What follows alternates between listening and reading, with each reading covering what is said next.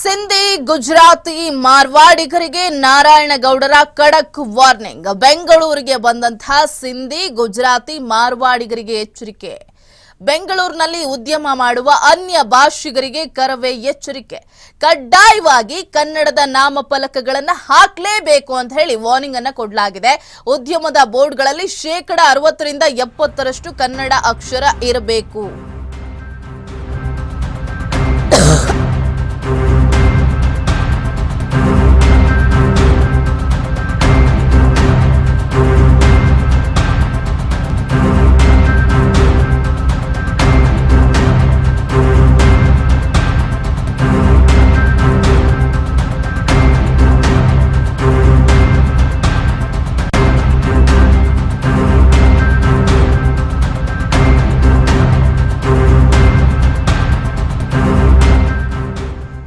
ಸಿಂಧಿ ಗುಜರಾತಿ ಮಾರ್ವಾಡಿಗರಿಗೆ ನಾರಾಯಣಗೌಡರು ಖಡಕ್ ವಾರ್ನಿಂಗ್ ಅನ್ನ ಕೊಟ್ಟಿದ್ದಾರೆ.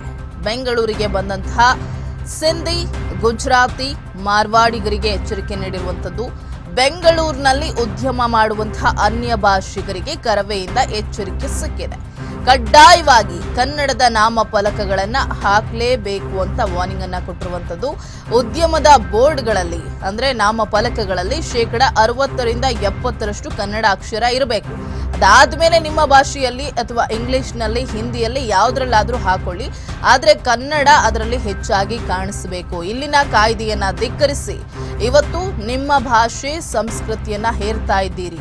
25 ವರ್ಷಗಳಿಂದ ನಾವು ಕೂಡ ಸಹಿಸಿಕೊಂಡಿದ್ದೇವೆ, ಇನ್ ಮುಂದೆ ಅದನ್ನ ಸಹಿಸಿಕೊಳ್ಳೋದಿಲ್ಲ, ನಿಮಗೆ ಬರೆ ಹಾಕ್ತೇವೆ ಅಂತ ಹೇಳಿ ಕರವೇ ನಾರಾಯಣಗೌಡ ಗುಡುಗಿದ್ದಾರೆ. ಇನ್ನು ನಾಮಫಲಕ ವಿಚಾರವಾಗಿ ಕೇಸ್ ಹಾಕಿದಂತಹ ಮಾಲ್ ಆಫ್ ಏಷ್ಯಾಗೂ ಕೂಡ ಎಚ್ಚರಿಕೆಯನ್ನ ನೀಡಲಾಗಿದೆ.